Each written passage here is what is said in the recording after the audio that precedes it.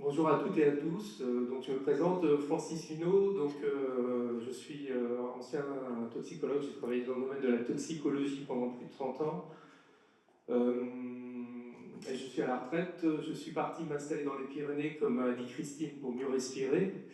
Et en fait, très vite, les collègues m'ont contacté pour me dire voilà, Francis, on a un problème, une installation d'un incinérateur, une chaudière CSR à Lannemezan, et on ne comprend pas bien le dossier technique qui nous est fourni. Et donc, est-ce que tu peux nous éclairer? Alors, dans un premier temps, j'ai trouvé ça génial parce que je me suis dit, eh ben, on va brûler des déchets, puis on va pouvoir produire de l'énergie. Puis très vite, j'ai été déjà enchanté par le contenu en fait, du dossier, qui ignorait complètement l'aspect, par exemple, des PFAS. Et donc, ça a été pour moi une révélation. Et donc, je vais vous présenter un peu ce qui s'est passé autour de ça, en vous donnant un éclairage en fait toxicologique un peu plus détaillé.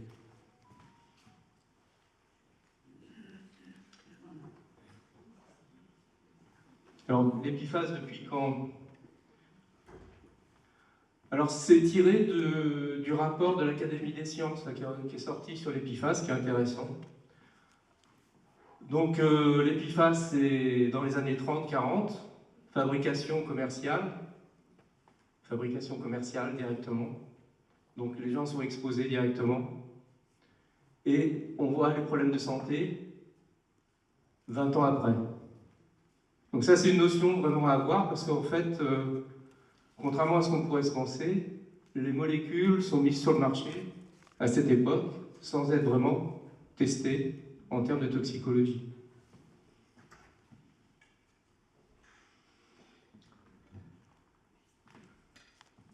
Alors les quelques PFAS, Louis vous a déjà présenté les différents PFAS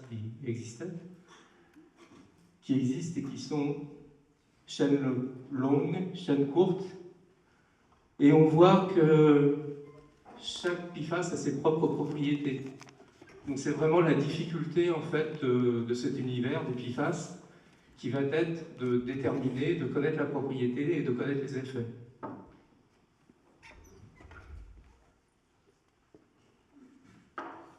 Alors les sources de PFAS, c'est dans notre environnement, présent partout, comme l'a dit Louis encore une fois. On l'a au niveau des pesticides, les mousses à incendie, les dispositifs médicaux, les transports, les batteries des véhicules électriques, les emballages alimentaires. Alors là, emballage alimentaire, c'est quelque chose d'assez catastrophique, puisqu'en fait, l'industriel qui va fabriquer les emballages alimentaires garde un secret. En fait, c'est le secret qui vaut le brevet. Il n'y a pas de brevet pour les emballages. Donc la composition des emballages n'est pas toujours connue. Donc on ne sait pas ce qu'il y a dans les emballages. Et dans les emballages alimentaires, il y a une interaction aliment-emballage qui se fait. Et par exemple, on peut avoir des dizaines de molécules différentes qui sont composées, qui se forment au contact de l'aliment avec l'emballage, et y compris des PFAS. Les verres, la peinture, voilà. C'est présent dans tout l'environnement, dans tous les biens de consommation qu'on utilise. L'exposition aux PFAS, donc les produits de consommation, les industries. Alors on parle des expositions avec le monde industriel, mais bon, c'est aussi les biens de consommation au quotidien. Et puis les infrastructures, les déchets. Alors dans les déchets, c'est vraiment les déchets, on a les déchets de consommation et les déchets industriels. Donc c'est vraiment un cycle en fait qui se met en place de contamination PFAS, d'exposition PFAS.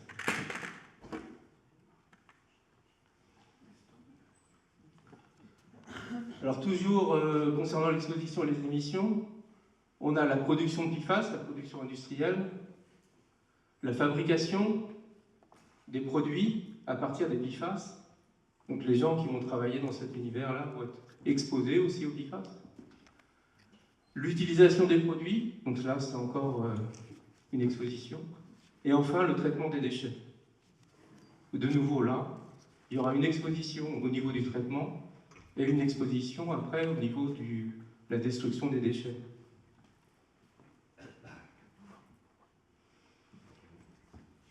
Alors, une des premières publications, c'est en 2020, qui étudie la contamination des PFAS avec les déchets. C'est fait par une équipe américaine. Vraiment, je vous conseille d'aller lire l'article. Il est bref, mais il est assez pertinent. Où il est mis en évidence que les PFAS sont présents dans les déchets et on a une contamination aussi bien dans l'enfouissement, au niveau de la terre, et puis au niveau de l'eau, et aussi sur l'incinération, les émanations. Et les boues. Les boues qui sont réutilisées, qui étaient réutilisées dans l'agriculture, qui servent d'épandage. Alors j'ai une petite histoire là-dessus sur les boues. J'ai habité une ville qui s'appelle Triel-sur-Seine, qui est dans la banlieue parisienne. Et il y avait des jardins maraîchers dans les années 80-90. Et les déchets étaient enfouis en plaine. Et les boues étaient réutilisées, des égouts de Paris en fait, pour l'agriculture, pour les maraîchers, qui se servaient d'engrais. Et ces cultures, en fait, maraîchères, étaient revendues à Paris, sur le marché de Paris. Donc c'était les égouts de Paris, les boues des égouts de Paris, qui servaient d'épandage, et les Parisiens consommaient les légumes qui étaient contaminés au cadmium, etc. Donc ça a été arrêté dans les années 90 par l'Europe, ce genre de choses. Donc là, les PFAS, voilà, c'est aussi une contamination comme ça. Alors toujours dans cet article, ils mettent clairement en évidence la contamination par l'air. Les déchets sont incinérés et c'est diffusé dans l'air. Ça retombe avec la pluie, sous forme solide, au niveau des sols. Et ça contamine l'eau. Donc c'est ce qui a été dit précédemment. Donc ça c'est en 2020, et c'est aux États-Unis. Et à la fin de cet article, il souligne surtout que les incinérateurs sont toujours en périphérie des villes, dans des zones défavorisées. Donc ce sont les gens les plus défavorisés qui sont exposés. Alors maintenant c'est d'actualité, on parle de contamination donc à Évry, en France, en région parisienne, à Paris, à côté des périphéries. Alors, au niveau des PFAS, on a des précurseurs qui ne sont pas pris en compte dans les investigations. Donc une évaluation des risques peut conclure qu'il n'y a aucun PFAS perfluoré au moment où on recherche. La biotransformation des précurseurs peut conduire à la formation de nouveaux carbones perfluorés et d'acides sulfoniques. Donc ça c'est vraiment important, c'est-à-dire qu'on a des nouvelles formations issues de la biotransformation des polyfluorés. Et c'est quelque chose qui devient de plus en plus présent au fil du temps. Une entrée de ces polluants sont solubles dans les eaux souterraines et va provoquer des pollutions plus importantes. C'est-à-dire que sur les mécanismes de transformation des polyfluorés, ils vont être présents au niveau du sol, diffusés et se transformer en PFAS stable.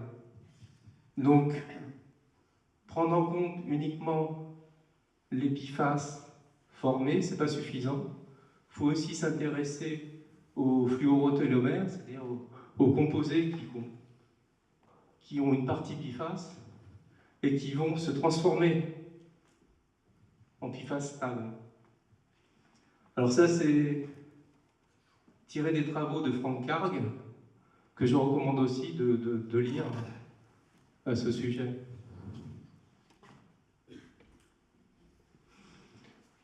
Donc, oui, tout à l'heure, on a parlé d'accumulation. Donc là, de l'accumulation du plus petit d'Épiphase, hein, qui fait l'objet d'actualité. C'est présent dans le blé, dans le tournesol, dans la tige, dans les feuilles de hêtre, dans le peuplier, dans l'épicéa. Donc c'est une contamination qui est massive. À partir du moment où c'est rentré dans l'environnement, ça rentre dans le cycle de l'eau, dans le cycle de... Et ça contamine tout. C'est présent partout.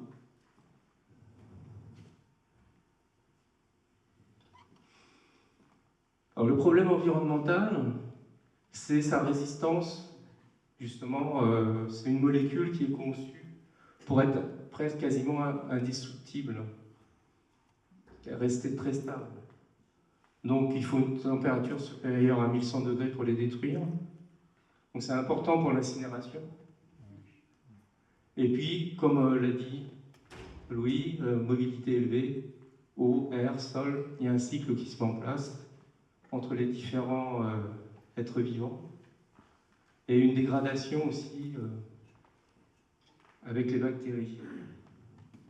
Une activation en fait des bactéries. Alors, on va rentrer dans la toxicologie d'Épiphase. La toxicologie, c'est l'effet néfaste en fait des substances biologiques, chimiques, radio, sur les êtres vivants. Alors, je vais prendre l'exemple des médicaments. Lorsqu'on met un médicament sur le marché, on réalise ce qu'on appelle les tests précliniques, les tests in vivo chez l'animal, et en parallèle, on met en place les études cliniques. C'est-à-dire que pour administrer un jour chez un patient sain, on va vérifier chez l'animal pendant un mois les effets toxiques du produit. Et pour développer une molécule, mettre un médicament sur le marché, c'est à peu près 10 ans d'études. En ce qui concerne les produits chimiques, on réalise les tests sur les animaux, mais c'est relativement récent. C'est-à-dire, c'est dans les années 80 on a commencé vraiment à s'intéresser à la toxicité des molécules. C'est uniquement sur les animaux. Et ça dépend aussi de la réglementation européenne, REACH. Je ne sais pas si vous connaissez, ça dépend du tonnage. Et donc si on a un faible tonnage, on aura inférieur à 1 tonne, il n'y aura pratiquement pas d'études. Entre 1 tonne et 10 tonnes, il y aura des études, etc. Plus le tonnage sera important, plus il y aura d'études. Mais surtout, c'est qu'il n'y a pas d'études chez l'humain. C'est pas éthique. On ne va pas administrer des métaux lourds ou je sais pas, une peinture aux humains pour vérifier la toxicité. Donc, en fonction du tonnage, on aura peu ou pas d'études et le produit mis directement sur le marché. Donc là, il y a un trou dans la raquette qui est énorme, c'est-à-dire que les produits sont mis sur le marché, commercialisés, avec très peu d'études. Et on fait ce qu'on appelle des études épidémiologiques pour vérifier la toxicité des produits chez l'humain, qui aura déjà été exposé. Donc c'est un énorme problème en fait. Parce que comment vérifier la toxicité d'un produit si on ne fait pas les études? Ça veut dire qu'on expose directement la population aux produits commercialisés. Donc c'est la raison pour laquelle ces 50 dernières années, on a été de scandale en scandale, puisque les produits ne sont pas spécialement étudiés.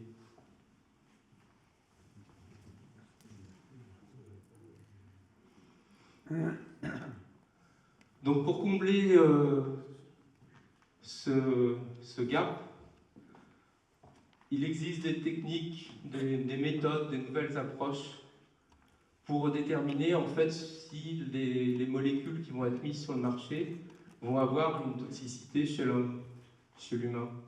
Donc c'est des techniques in vitro, généralement, ou sur des modèles de petits animaux comme les zébrafiches d'agneaux. On va vérifier la toxicité pour essayer d'avoir une pertinence pour la prédiction, la toxicité chez l'humain.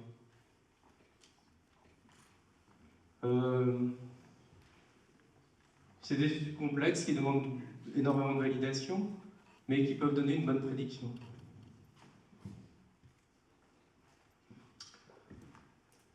Autre point important, alors ces études de toxicologie, ça permet de déterminer des doses sans effet, des doses avec effet. Jusqu'à présent, on utilisait les NOAEL et les LOAEL, et depuis ces 15 dernières années, on utilise ce qu'on appelle une benchmark dose, c'est-à-dire qu'on va faire un traitement statistique de façon à pouvoir déterminer la dose qui a un effet ou la dose qui n'a pas d'effet. Et cette dose, en fait, va être divisée par un facteur qui va dépendre des observations toxicologiques données, si c'est hépatotoxique, si c'est neurotoxique, si c'est toxique pour la reproduction, on va avoir un coefficient qui va être différent. Et donc sur une dose de 10 mg, par exemple, en fonction de ce coefficient, on va avoir une valeur de sécurité qui va être déterminée avec les études. On va dire que ça va être 0,6 au final.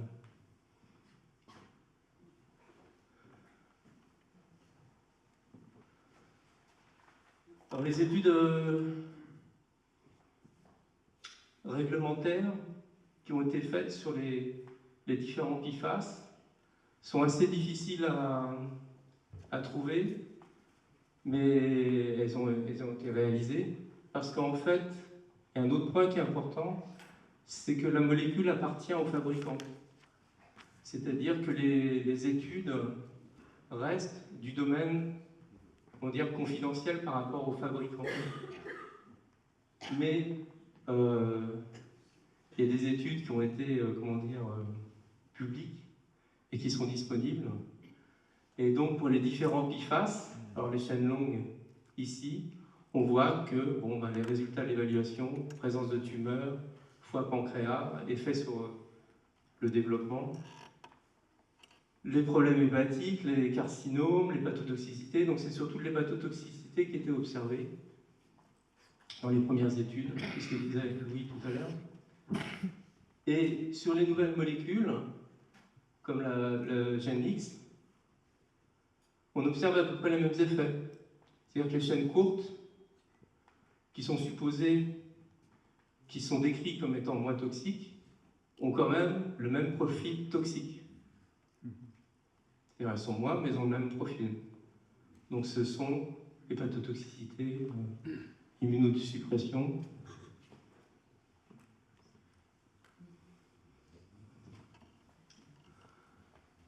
Alors là, sur les études en fait réalisées in vitro, plus récentes, on voit pareil qu'on arrive à corréler avec des mécanismes complexes de toxicité qui seront prédictibles de ce qu'on va voir chez l'homme, notamment avec l'hépatotoxicité, avec les PARP. Alors les PARP, ça va être dans l'accumulation lipidique, le stress oxydatif. Donc le stress oxydatif qui va être aussi à l'origine de la suspicion de cancérogénicité. Donc toutes ces études permettent de dire oui, les PFAS ont un effet toxique, cancérigène, hépatotoxique et d'accumulation.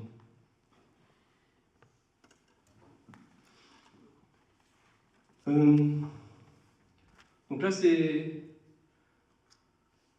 les chaînes longues donc, ont déjà été étudiés in vivo. On connaît les effets, donc perturbation hépatique, métabolisme, perturbation endocrinienne. Et puis sur les chaînes courtes, comme il n'y a pas forcément d'études, j'en reviens à l'histoire du tonnage, j'en reviens à l'histoire de la commercialisation des produits qui ne sont pas, en fait, qui ne rentrent pas, qui sont dans un domaine réglementaire, mais il n'y a pas nécessité de réaliser les études. Eh bien, on a des effets in vitro qui sont très proches, en fait, de ce qu'on observe sur les longues molécules, dont les études ont été réalisées in vivo.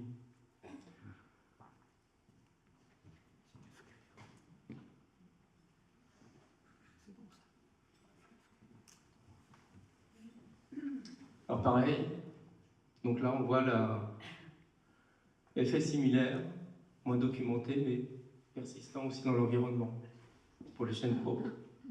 Donc ça c'est vraiment, comment dire, une notion importante, c'est qu'il y a un trou dans la raquette, dans l'évaluation des produits chimiques et des pesticides, en ce qui concerne la mise sur le marché de ces produits. C'est-à-dire en fonction des tonnages, on réalise les études ou pas, et ces produits n'ont, comment dire, l'effet de ces produits n'a rien à voir avec leur évaluation. C'est-à-dire que si on a des produits dangereux avec un faible tonnage, il n'y a pas forcément d'études qui ont été réalisées. Et on peut avoir des produits non dangereux avec un fort tonnage et des études auront été réalisées. Donc ça ne va pas. Il y a un problème. Donc ça, normalement, ça doit être revu par la réglementation, parce que là, pas du tout.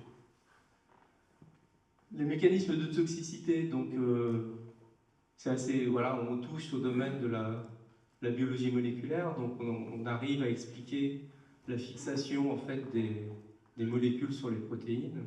Donc on a les mécanismes toxiques qui signent la toxicité des produits. Donc ça c'est une bonne nouvelle, parce que ça permet de suivre la toxicité puis de marquer une toxicité.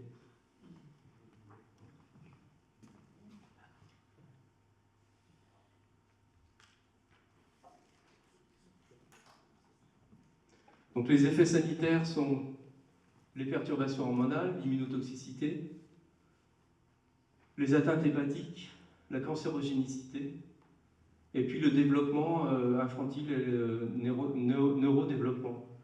Alors, comme on l'a dit tout à l'heure, l'épiphyse s'accumule dans le lait maternel. C'est vraiment c'est catastrophique, quoi. À ce niveau-là, c'est...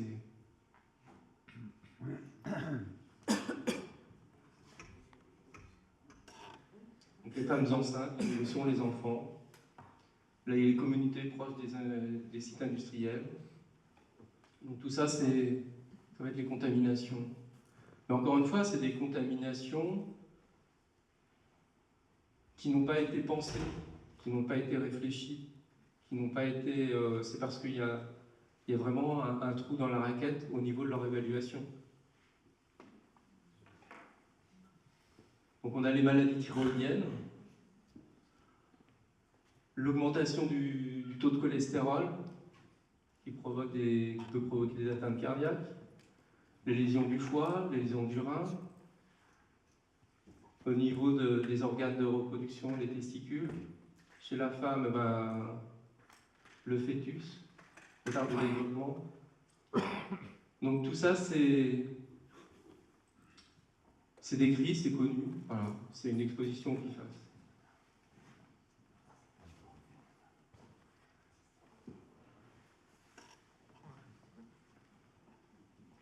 Alors là, un peu provocateur, comparaison toxicité PFAS et cadmium. Donc les PFAS sont très persistants, le cadmium est persistant, la bioaccumulation est faible chez l'humain et très forte pour le cadmium. L'ADL50, alors c'est élevé chez l'animal, ça veut dire qu'on a besoin de beaucoup de produits pour tuer 50% des animaux, mais ça veut ça ne prédit pas forcément la toxicité des organes, c'est important aussi à savoir. Donc on a des vraies différences. Bon. Donc on peut dire, après tout, les PFAS, c'est moins dangereux que le cadmium. Mais le gros souci, c'est que quand il y a une pollution au niveau des déchets et au niveau de l'incinération, les deux, cadmium et TFA n'est pas recherché actuellement, c'est pas obligatoire, mais les gens seront exposés aux deux. Et alors c'est vrai qu'il y a une notion de seuil en toxicologie. On dit, comme je vais voir dans la courbe tout à l'heure, là, le benchmark dose, on va déterminer un seuil, une valeur de toxicologie, une valeur toxique. Mais c'est calculé pour chaque produit séparément. C'est-à-dire qu'on a une valeur toxique pour le cadmium, on a une valeur toxique pour les NOx, on a une valeur toxique pour la dioxine, on a une valeur toxique pour... mais tous ensemble, un petit peu, comme ça, on ne sait pas. On ne sait pas parce que ce n'est pas étudié. Donc certainement que ces valeurs toxiques, en fait, prises séparément, sont toutes assez mauvaises, en fait, en termes de prédiction, quand elles sont reprises ensemble dans notre environnement au quotidien.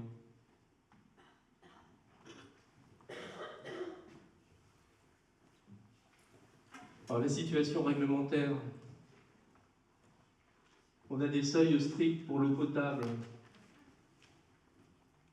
en Europe.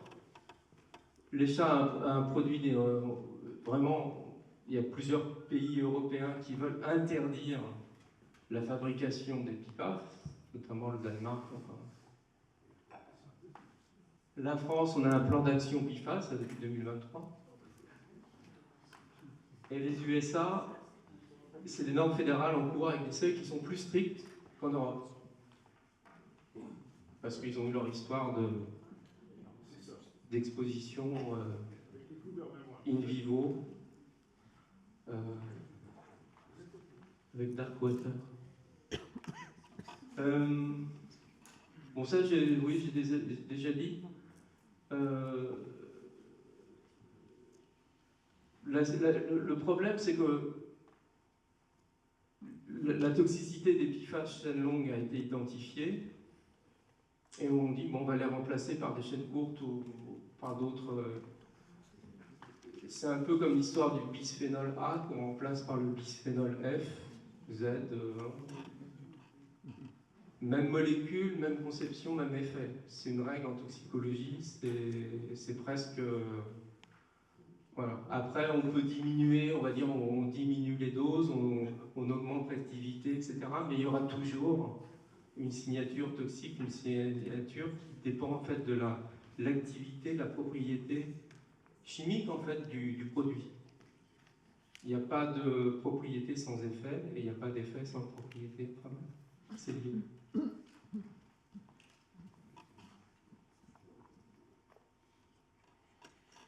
Alors la comparaison avec les USA.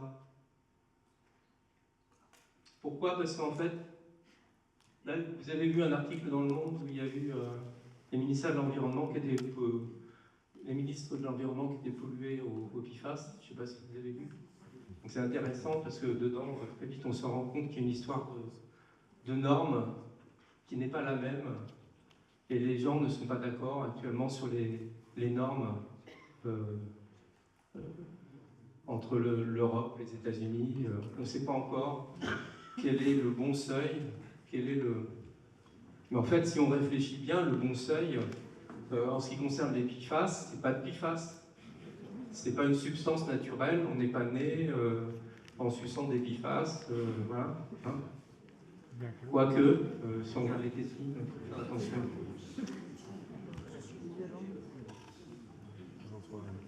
Donc là, il y a la méthode européenne. Donc on va faire la somme de 4 bifaces, et si la somme dépasse pas 100 nanogrammes, on dit que c'est conforme. Et la méthode américaine, en fait, tient compte d'un coefficient pour chacun des bifaces. Et la somme ne doit pas dépasser 1,5. Donc je vous donne ça, c'est pour, comme illustration pour vous dire le flou actuel qui est en ce qui concerne l'évaluation des effets. La comparaison des deux approches, voilà. Donc actuellement, aux États-Unis, ils sont plus stricts que ce qu'on veut faire, des choses assez souples, qui est assez favorable en fait à la contamination existante. Comme normalement la norme c'est 0, qu'on a constaté qu'on était tous contaminés, donc on dit que la norme c'est pas 0, mais c'est le seuil auquel on est actuellement.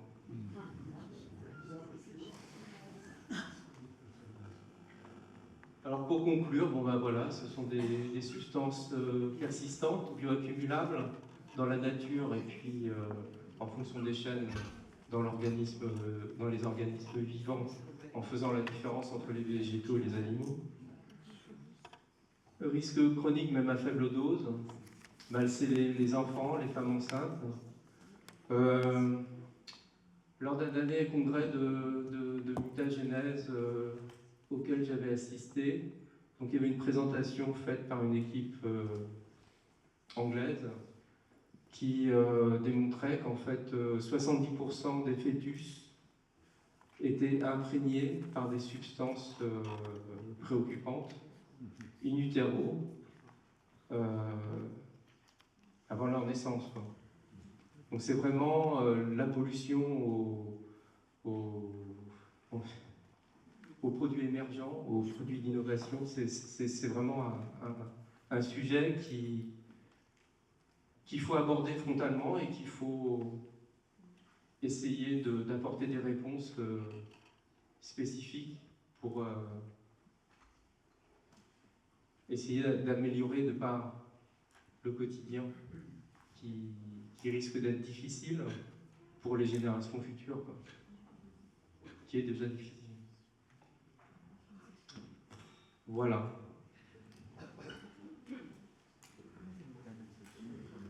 Merci.